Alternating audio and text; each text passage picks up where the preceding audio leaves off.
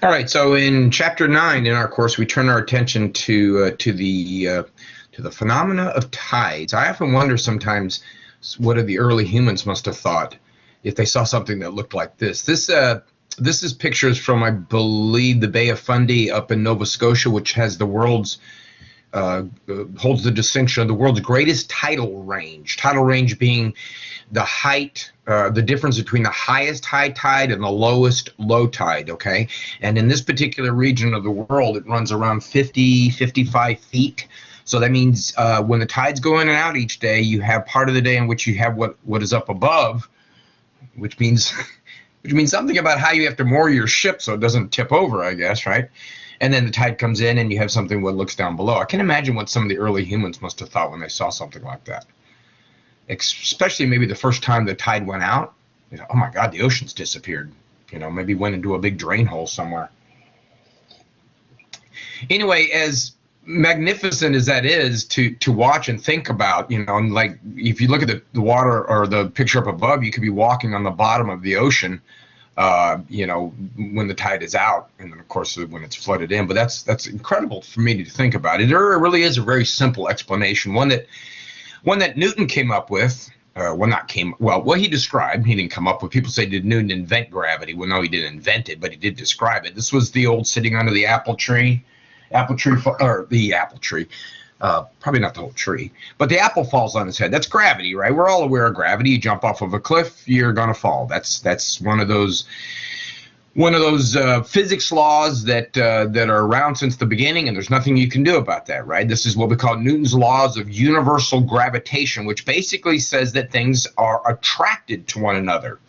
All right. And these things being attracted to one another causes them to want to be in the same place, cause them to want to be towards or next to one another. If you think, okay, there's the equation for gravity. Let's talk about that for a second. Gravity is a constant. M1 and M2 is the mass of the two items that are attracted to one another. And then the R down below is basically the distance between them.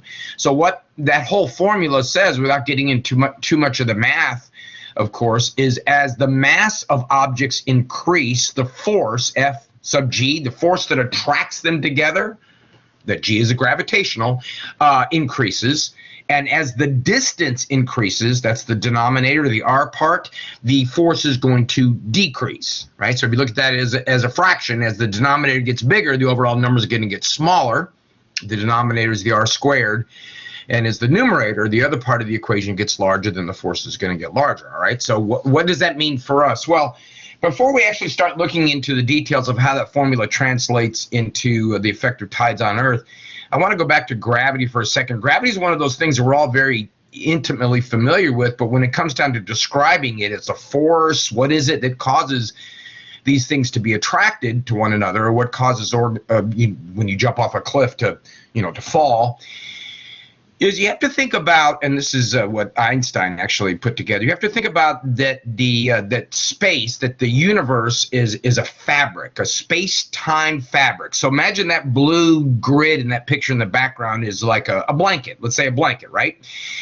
And what gravity is you put a massive object, you put an object with mass onto that blanket. Like let's say you put a large basketball, okay? Now, if you're holding that blanket, right, taut, and you put that basketball, the weight of the basketball is going to sink into the blanket. So the blanket's going to kind of curve towards that basketball. So like in the picture here, the glowing thing in the middle might be the basketball, right? Now, if you put other things with mass onto the same blanket, then what you if you put another marble on there with that big basketball, it's going to roll right to the basketball right away. But it doesn't work exactly that same way on the fabric of space. It does, but it does it a lot more slowly. Like that planet out there on the left, that's looks like Jupiter, right? Jupiter also indents the fabric of space because it also has mass. And Jupiter's like that marble. It actually wants to. There's a force that's actually moving it towards the middle there. That's what we call the centripetal force. Centripetal, not centrifugal. Centrifugal force is a force that you feel because of centripetal force. Centripetal force is the force that's causing, that's what causes the marble to roll towards the basketball. Centripetal force is what's causing Jupiter to move, accelerate towards the sun. Okay, the reason why it doesn't do it in a straight line like I drew those is because Jupiter is orbiting the sun. So basically what's happening, see if I can use my fingers. I could draw, but well, all right. Jupiter rotates around the sun, which has made this indentation in the space fabric. So what it basically does, thank you for stop working. Oh, good, the pen stopped working right at the right time. Jupiter orbits, but slowly but surely is getting closer and closer and closer to the sun. I don't know if you're at the mall. They used to have these things that were kind of cool. You put a coin. It was a big yellow funnel, and if you it was like March of Dimes, right? So what you did is you dropped a coin, and it would roll around that funnel until it got really, really, really, really fast, and then went down the hole. That's exactly what's happening out in space, too. The planets around our sun, Earth included, by the way, is rotating around the sun. But since the sun is much more massive than the Earth, it's actually got a deeper indentation into the space fabric. So we're basically rotating around a funnel, getting closer and closer and closer to the sun. Now, don't worry about it. It's going to take an awful long time for us to get there. Our sun is about halfway through its life. So about another 5 billion years, but long before we get close enough to the sun to have any problems with that, the astronomers tell us the sun is actually going to grow and expand, and that's what's going to cause the actual demise of the Earth. But that's obviously a topic for another story, right? So things that are suspended in space cause a warping in the cosmic fabric, in the space-time fabric. Obviously, there's no real fabric out there in space, but it's this conceptual idea. Remember, well, we know now there are 4 dimensions of space. There's the X, Y, and Z, the length, width, height of something, and then time is also a dimension. So space would be the 3 that I just mentioned. Time would be the 4th dimension. So all of these work together and create this theoretical fabric, all right?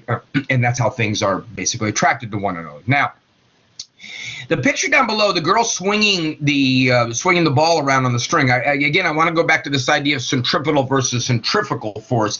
Centripetal force is actually pulling the ball towards her. The string is supplying the centripetal force. All right. Now, what you feel when you're swinging that ball around is centrifugal force.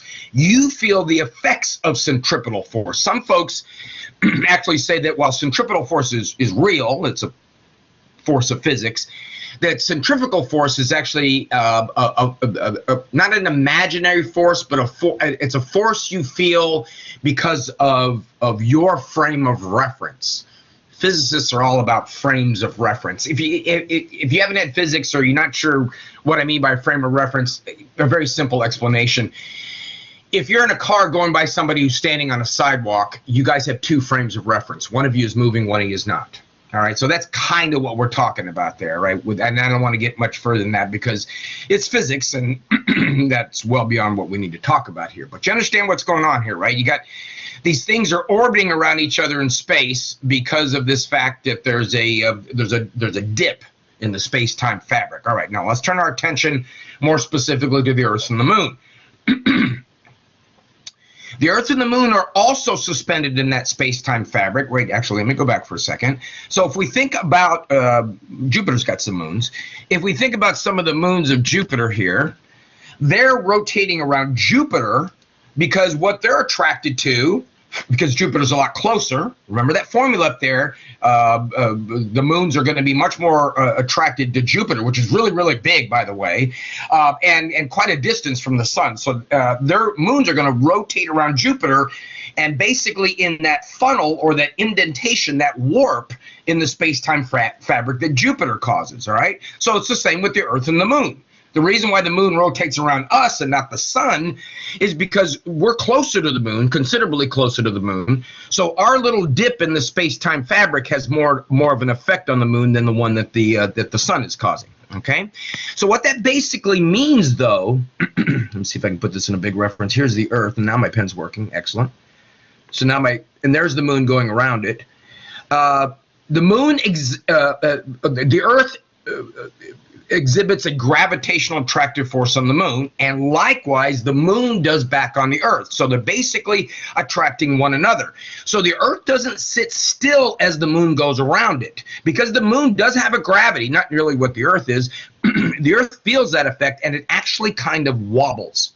Right? So these two things that are rotating around each other, we think of the moon just rotating around the earth, but remember the moon has got mass, so it also has a warp in the space-time fabric. So the earth is actually rotating around the moon. So both of these things are rotating around each other. Excuse me. So again, if I go back to the example of the girl swinging the string, if you swing, like, especially if it's a heavier ball at the end, your hand's moving a little bit too. It's hard to keep your hand at one spot. So they're basically rotating around each other. That's what the earth and the moon are doing. What they call the barycenter, the part with the purple arrow, that's the actual center between the earth and the moon system. That's the balance point. So if you were going to, earth mass, moon mass, and you were going to put like in a seesaw, it's called the fulcrum, right in the middle, and you're going to try to balance it, you would have that much closer to the earth than you would to the moon, because your earth is much more massive, okay? So the barycenter is the actual center of that system, and that moves in a set orbit around the sun. So you see where it's calling in the upper right, the path of the center of the Earth-Moon system. So the center of the Earth, though, that's the little bar just to the left, that's this one right here, is not moving around the sun in a circular pattern. It's moving around the sun, the Earth is moving around the sun in a circular pattern. The barycenter is what's wobbling and moving around. Well, let me go back and correct that. Oh, look at that backwards. No, the barycenter is the center between the Earth and the moon. The Earth center is actually making those scallops. Yeah, there we go. Trying to read and talk at the same time. All right, so you got the moon going around the Earth. You got the Earth kind of going around the moon. They're wobbling it. Now, by the way, this is interesting. This is how they are.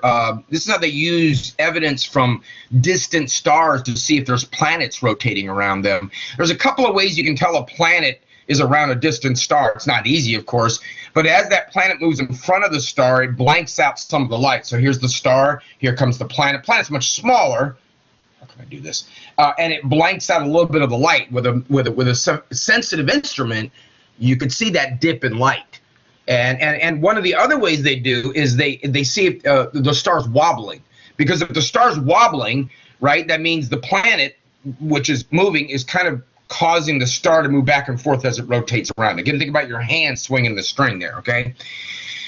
So what we end up getting there is this wobbling of these two things moving around. So what I'm trying to say with the barycenter is the center of both of those things, where the Earth center actually moves in that scallop pattern around the Earth.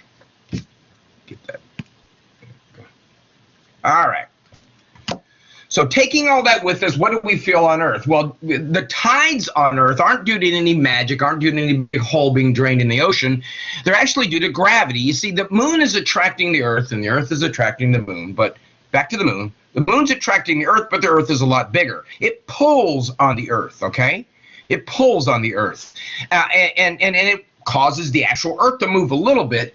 But what it really affects mostly on the Earth is something that's a little bit more pliable, right? The water on Earth. The moon attracts the moon exhibits an attractive force on the Earth. It's gravitational attraction, the thing you see that's mentioned with the arrows that says G. Notice they're all pointing towards the moon, okay? We'll talk about the other ones in just a second. But the moon is pulling on the Earth, and what it's pulling on mostly, what feels that most, is going to be the water, because the water is much more movable than the Earth. So the water is actually going to be attracted to that side of the Earth, and for reasons that we'll talk about in a second, to the opposite side as well, in a bulge. Now, I'll show you what I mean by a bulge in the next slide, but let's take a look at these forces again. So the centripetal force is the force that the string is exerting on the thing you're swinging around. So the centripetal force is the force that the sun exhibits on the Earth. All right, so the centripetal force in this case is going to be the force that attracts the Earth and the moon together, right? So this is centripetal force, that's the one of movement. There's the gravitational attraction, and both of these end up in creating something called resultant forces. That's the part that's in the blue. Now, if you've had some physics, or maybe in math, you learned about looking at vectors. Those arrows, C, G, and all that sort of stuff, those are vectors. What they basically do is if you add them up, if you will, then you get an idea of the resultant force. So we're always going to go towards the gravitational force from the centripetal. So you see right up here, the result, if you connect the two arrowheads together between the centripetal and the gravitational, centripetal, gravitational, centripetal, the resultant force, the part I'm drawing in blue, same as the blue arrow, the actual force becomes different. There's a reason why. The centripetal force stays constant. See the part in the red? But the gravitational force varies. The reason why the gravitational force is because technically this is a little bit, there we go. Technically, this area of the Earth, which is called the zenith, okay, is closest to the moon, so the gravitational is a little bit stronger than it is at the opposite of the zenith, which is the nadir. All right, the gravitational force is much weaker. We connect the arrows together, and we see that the resultant force, which is interesting, on the other side of the Earth is actually away from the moon. All right, this has to do with the physics and the resulting of those forces. All right, now, what happens because of that change in those resultant forces affects the Earth, right? But it affects mostly the water. So you've got a force, let me erase my scribbling, that's pulling the water this way to the right. Okay. A big force, right? This little blue one right here. This is the resultant. And then a smaller force that's pulling the water the other way. So what we get when we look at it is a bulge. See? Look at the bulge. So there's where the moon is, off to the right. So we get a water bulging towards the moon because of the resultant force, and a water bulging away from the moon. Right? Take a look at it again. So the moon is pulling on the Earth. The water of the Earth is more pliable, so the water of the Earth actually forms, I keep trying to use my pen and it's not working, forms a bulge around the Earth, and that's a much worse drawing than we see here. Now the Earth, look in the lower left, the Earth is rotating through that bulge, isn't it? The Earth is moving around. So when you're on the Earth and you're in the parts that are in line with the moon, you're going to be at high tide, all right? And when you rotate, and the moon rotates once a day, you're going to go through ebb tide when you rotate 90 degrees. So in one day, the Earth, this is a theoretical tide because the continents and the shape of the seafloor and lots of other things affect tides locally. But on Earth overall, basically in one day, theoretically, a human being standing on Earth, say, you know, right there, okay, should be at high tide. Then a quarter of the way through the day, they should go into ebb tide, which is low tide. Then halfway through the day, there should be another flood or high tide. And then a quarter of the way, there should be another ebb tide until you get back around to the beginning again. So theoretically on Earth, tides should be too high and too low per day, which is what we experience in Florida, by the way. We experience too high and too low tides a day. All right, so flood tide is high tide. The tide is moving in. Ebb tide is the tide is moving away. It's ebb tide. Now, the moon, you got to remember, is also rotating. So while the Earth is rotating on its axis, right, and of course we haven't even thrown the sun in yet. We'll get the sun in just a minute. But the moon is also rotating. The moon is also moving around the Earth. So that means that in one day, so here's where you were today. Tomorrow, if you're in that same exact spot, right, the moon is actually moved. So the moon is actually up here a little bit.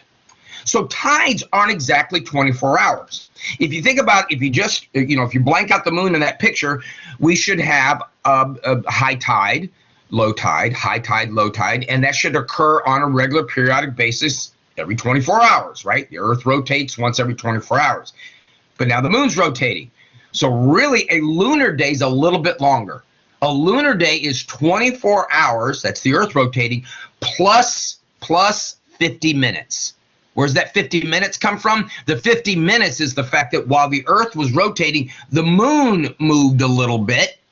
And so now the alignment is going to be a little bit further along, so it's going to be 50 minutes longer. So when you read tide tables, right, and there's an exercise a couple of your exercises online or reading the times tables, remember it's not going to be an exact 24 hours. All right. So if you start in the upper left, we go through high tide, a low tide, a high tide, low tide, and then a high tide, but not quite yet because we have to move another 50 minutes. The Earth has got to rotate just a little bit further to line up with the moon. Remember, it's the moon that's causing the tides to be high or low.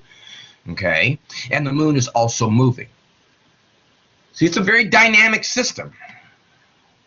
So if you look at this, actually, and then you look at it throughout the month, as the Earth rotates around the Earth, or excuse me, as the moon rotates around the Earth, then you can look at the monthly lunar cycle, and you can say something about what kind of tides you should have. All right, so the monthly lunar cycle, a new moon is a moon you don't see. Then we have a young moon, a crescent moon. And when the crescent moon, and the way the moon works, if you notice it throughout the month, the moon moves through these stages in this direction. Right? So we get a new moon, a young moon, and then the light starts appearing from the right. The light starts appearing from the right-hand side of the moon, and that's called waxing. And we have a waxing crescent, and then a quarter moon, right? Or what we sometimes call a half moon. And then on the other side of a crescent is a gibbous. We have a waxing gibbous, then a full moon, and then the darkness, everything moves from the right to the left, and we have a waning gibbous and a waning. Waning is the light is going away until we get back into another old moon. Now, what do I mean by being able to look at this and be able to tell the tides? Well, folks, new moons and full moons, these two right here, come on, there we go. These two right there. New moons and full moons are going to occur when the Earth and the moon are lined up, all right? So basically, the Earth and the moon, and then now we throw in the sun, are all lined up. You get a new and a full moon. So you're going to have high tides. The highest tides are going to occur when the moon is new and full. And for reasons we'll talk about in a second, the lowest tides are going to occur during the quarter moons or half moons. All right, so we went from the effect of tides on the Earth, which has to do with the periodicity of the tides. Now we're going to look at some of the effects that the amplitude of the tides, not the periodicity, not how often they happen, but now the amplitude. So that's what I mean about the monthly lunar cycle. When the moon is new and full, it's basically, we're saying, well, not basically, the Earth is here, the sun is here, the moon is new and full when it's here and here. Right? It's full when it's behind us, it's new, it's in front of us, and the moon is at the quarters when it's right there. So now we have to think about the combined effects of the moon on the Earth and the sun. Now, the sun is a lot further away, much further away, 94 million miles, something like that. And the Earth is only, or moon is only about 250,000 miles away. So the moon is a lot closer to the Earth, so that affects its gravitational attraction, but it's a lot smaller than the sun. Remember that equation involved two things: the distance objects are from each other and the mass of those objects. All right, so if you take a look in terms of approximately the scale, so take the picture up above, and I got a scale picture. The moon is closer to the Earth, so the moon is going to exhibit more of a gravitational attraction on the water of the Earth because it's closer, but the sun also exerts a gravitational attraction on the water. It's definitely not closer, but it's a lot bigger. Right? So this is all being balanced out. So that's what I mean about the sun, the moon, and the Earth and everything together. When the moon is full or new, so look at the picture on the top, you have a combined effect of the gravitation. The moon is pulling on the Earth water, and the sun is pulling on the Earth's water, and they're in line. This causes what we call spring tides. Now, spring tides have nothing to do with the spring, have nothing to do with seasons. The reason why we call them spring tides is historically human beings noticed that during this time, during these new and these full moons, that the tides were much higher. This has actually got a really an interesting word, the SYG, syzygy is what that says. Syzygy is an astronomical term, and it refers to when planetary bodies are in alignment. Like in this case, the sun, the moon, and the Earth are in alignment. That's syzygy. So that's gonna increase that bulge. Now, when the moon has moved around to the quarters, now we're in the quadrate. And if you see the picture down below, we get sort of we get a subtraction effect. You see, during spring tides, we get an addition. You get the gravitational attraction of the moon and the sun working together, but now they're working against each other. The moon is pulling one way, the sun much further out is pulling the other way. So now we're going to get high and low tides, but these are going to be called neap tides. Don't confuse high and low tides, spring tides, and neap tides. Spring tides and neap tides occur monthly as the moon moves around the sun. High and low tides occur daily as the earth rotates through that bulge. You can see in the picture the bulges I'm talking about. So during spring tides, during full moons and new moons, we're going to have the greatest tidal amplitude. Tidal amplitude is the basically tidal range, the distance between the highs and the lows, if we think about the tide going in and out. And during neap tides, we're going to have the least tidal amplitude. So the ups and downs won't be so up and down. Think about that next time you look up in the sun, or look up in the sun. Don't look up at the sun. Look up at the moon at night. Depending on what state it's in, you can say, oh, these are going to be the highest high tides. These are going to be the lowest high tides. All right. All right, now there are a couple of other things that affect the tides. There's, all this is working together, and it's not only going to be just the gravitational attraction of the moon and the sun and the distance they are, but it's going to be basically the distance the moon is from the earth and the earth is from the sun as they rotate the respective bodies. When the moon rotates the earth, it doesn't do it in a perfect circle. It's an elliptical. So there's a perigee. That's when the moon is going to be closest to the earth, and then there's an apogee. And then when the earth is going around the sun, para and ap are the same roots again, but now it's helion. Perihelion when the earth is closest to the sun, which kind of counterintuitively for us in the northern hemisphere happens in January, happens in our winter. And then on the other side is the aphelion when the earth is much further away from the sun. So all of these things, right, as the moon moves closer and further away from the earth, and as the earth moves further and closer away from the sun, those are all going to affect tides. Because remember, that formula involves distance, right? That was the denominator. So the greater the distance, the less effect on the tides. So when the moon is at perigee, there's going to be the greatest effect on the tides. When the moon is at apogee, there's going to be the least effect. When the earth is at aphelion, the sun is going to have its least effect. When it's at perihelion, the sun is going to have its greatest effect. Now, sometimes what happens is we get a proxian tide. A proxian tide occurs when there's spring tide plus perigee. So what would happen in this case is you get a new and a full moon, right? New and full moons would be occurring when the sun is closest to the earth. Excuse me, when the moon is closest to the earth. So if you're having the moon close to the earth and in alignment with the sun,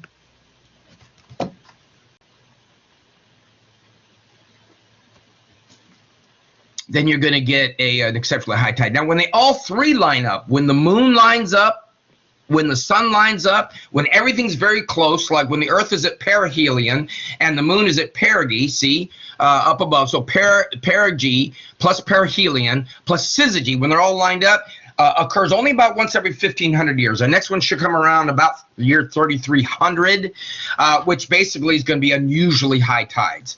You see, all of these things working together. So you got the moon exhibiting its gravitational attraction, the sun exhibiting its gravitational attraction, the moon rotating around the earth and how that affects not only the gravitational attraction on a monthly basis, but as the earth rotates on a daily basis, right? Because that's the 24 hours and 50 minutes. And then the earth rotating around the sun. So all of these things together. So tides are fluctuating daily, monthly, and on a period of 1,500 years. So we take a look at all that and we say, all right, so theoretically on Earth, what we should have is 2 highs and 2 low tides per lunar day, every 24 hours and 50 minutes. Remember, a lunar day is 24 hours and 50 minutes. An Earth day is just 24 hours. That's the idealized tides. So we should have 6 lunar hours between highs and the lows, right? 24 hours divided by 6 as the Earth rotates through each of those quarters. As I said earlier, though, it's not really that way because of the continents, the seafloor, all of these other things. So if the Earth was just water, then it would work like idealized tides. But because of the Earth the way it is, we basically end up with three types of tides. We end up with, at the top, a diurnal tidal pattern. Now, a diurnal tidal pattern is different than what we would expect. In a diurnal, we have one high and one low, and they're of equal sizes. You know, the perihelion apogee not discounting. But as you can see up above, during a day, so in the brown part in the middle would be one day, you have one high tide and you got one low tide. Now, we should have two high tides and two low tides, but again, this is affected by geography. And right now, if you look at the yellow, the part that they're highlighting is that this happens in the Gulf of Mexico. The Gulf of Mexico is sort of like, it's an ocean, but it's kind of a combined, it's like a lake. It's a closed-in ocean, so that's going to affect the tides. Semi-diurnal tides are going to have two highs and two lows a day, and they're going to be equal. And that's what we would expect to find. But because when we put these two things together, this whole idea of the Earth and the tides and the moon and all that stuff and the continents, that really the most common type of tide is something called a mixed tidal or mixed semi-diurnal, the one on the bottom. Mixed semi-diurnal tides have two highs and two lows a day, but they're mixed. So the highs are different. So you get a high water, you get a low high water, you get a low water, and a low high water. See what I mean? In one day, you're going to have a very high tide, and then you're going to have a low tide, a very low tide. Then you're going to have a higher but not as high tide, and then you're going to have a low tide but not as low. So that's the mix. Now, that's typically what we see most common throughout the Earth. Here in Florida, we have a little mixture of semi-diurnal and mixed semi-diurnal. So you look at places like Boston. All right, Boston has a very high tidal range, and then again, that's going to depend on where the moon. This is a monthly tidal cycle. So during spring tide, when everything's lined up, when we're in syzygy with the sun, the tidal amplitude, the distance between the top and the bottom, is going to be much greater, like we see in Boston, right? And during neap tides, when they're 90 degrees from each other, the tidal range is going to be much smaller. But notice the tide's still going up and down because the Earth is still rotating. On Earth, because of the resultant forces as well as the continents and everything, we tend to have a greater tidal range up near the poles, like Boston. All right, and the tidal range is going to be diminished as we get towards the equator. So San Francisco is not on the equator, but it's closer than Boston is. San Francisco, you notice, has a mixed semi-diurnal, two highs, two lows of unequal sizes. So does Galveston, Texas, although Galveston, Texas also has a diurnal tide. Where China has more of the diurnal tide, one high and one low.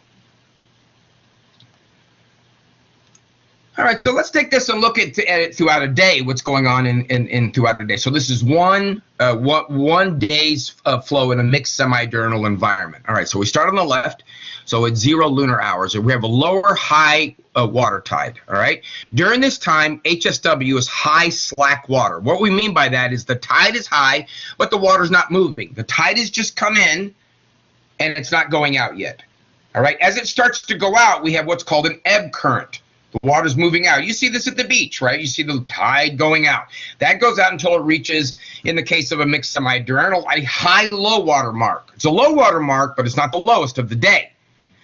Tide starts coming back in, right? They have LSW is low slack water, so the tide is going out. It stops moving. It starts coming back in. On a flood current, we get to a high slack water. That's the high water. Tide goes back out again to the lower low water. Tide goes back in again to the higher water, but not as high as it was before, right? So two highs, two lows a day, each separated by current moving in and current moving out. Down below is the velocity. So the velocity is going to increase as we get towards high tide. Then it's going to start decreasing as we move to slack water time, right? So the tide flows in and the tide flows out. Ebb tide, the tide is moving out. Flood tide, the tide is moving in.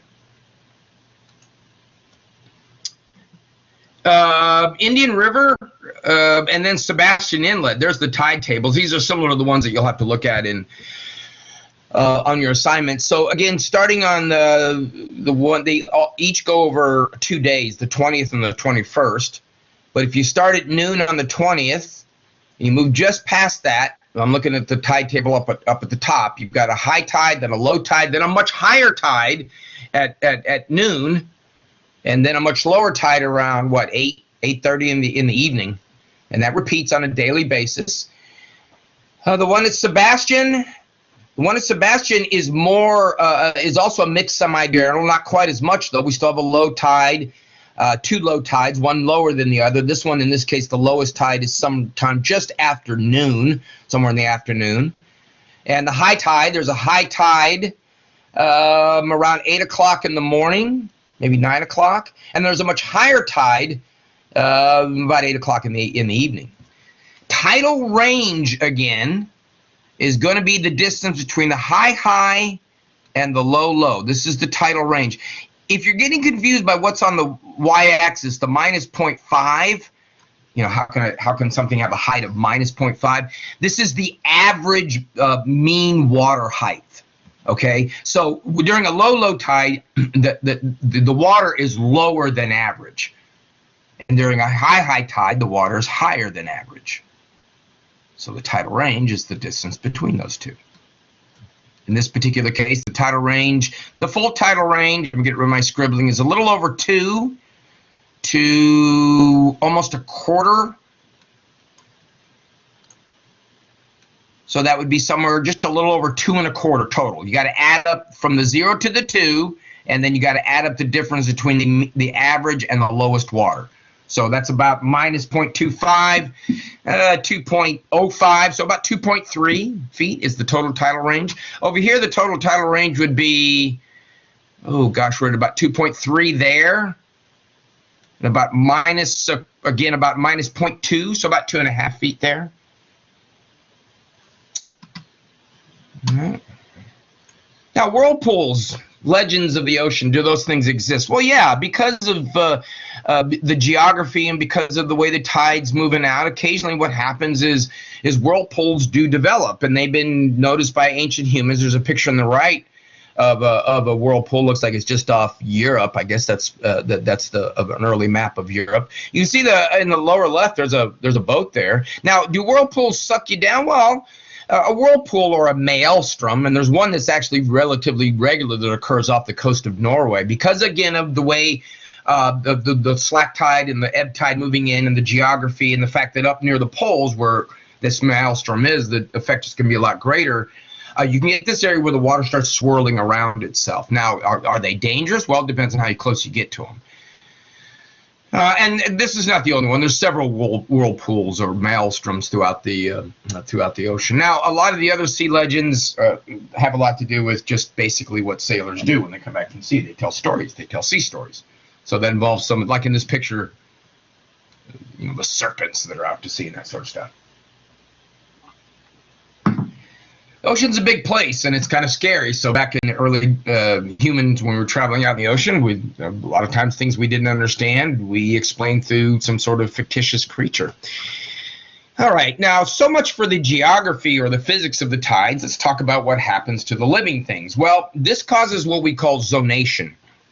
And zonation basically means that depending on what type of critter you are, you live at a various level along the tidal range. The tidal range is the distance between the high tide and the low tide. So the tidal range involves those organisms you see there on the left, the Pacific or the Atlantic.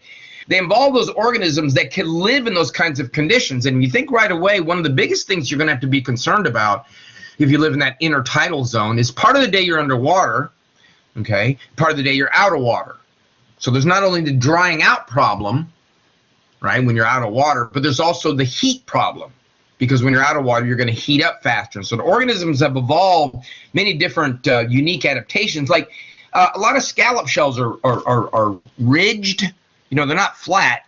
They kind of go up and down. You know, a lot of seashells that you see, that actually works like a radiator to get rid of the excess heat when the tide is out. And you know, if you ever shucked oysters, it's hard to peel them apart. They have really strong muscles there that close the shell very tightly when the tide is out. But depending on your tolerance for how long the tide is out, you know, that's going to depend on where you live along the intertidal. So we're going to get this zonation. We're going to get, for example, you know, let's go with the Atlantic. Up in the upper tidal region, we're going to get things like lichens and algae. In the middle intertidals, we got mussels and barnacles. And then as you move a little bit further down, you're going to get things like the mosses and the seaweeds. You can see a really cool picture on the right, too. There's the subtidal kelp zone, the red algae zone, then the brown algae zone. So these organisms are going to live, and the barnacles living a little bit higher. This is one of the things that was first noticed by marine biologists, by oceanographers, was this zonation, not only along the tide, but also in the ocean itself, organisms that live near the top and as they move their way down. It seems very obvious to us now, but that's all. Organisms live, where they've adapted to the environment. So these critters have some very unique adaptations in living in these different areas of the world, or different areas of the tidal zone.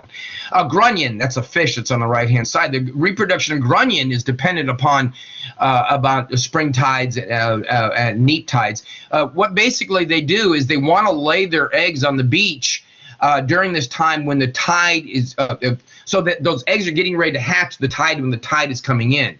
So the grunions are going to lay their eggs here during the new moon. Right? So they come up on the beach, new moon, remember there's going to be a spring tide, so the tide's going to be higher so they can move up on the beach further.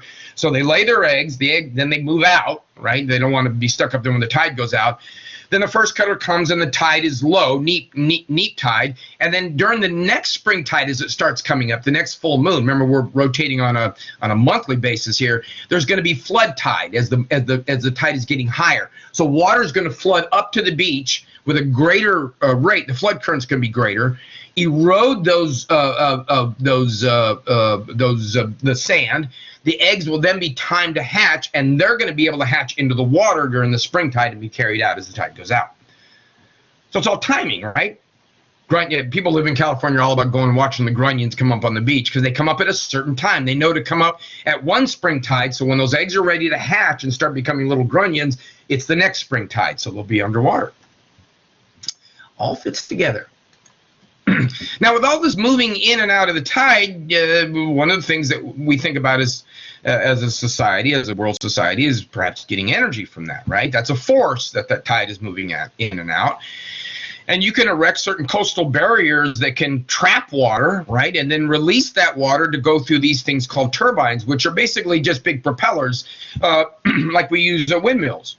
So as the tide moves in, it spins the propeller, and as the tide moves out, it spins the propeller. And either way it spins the propeller, it turns a shaft, which turns an electrical generating device, a generator, right? You can spin.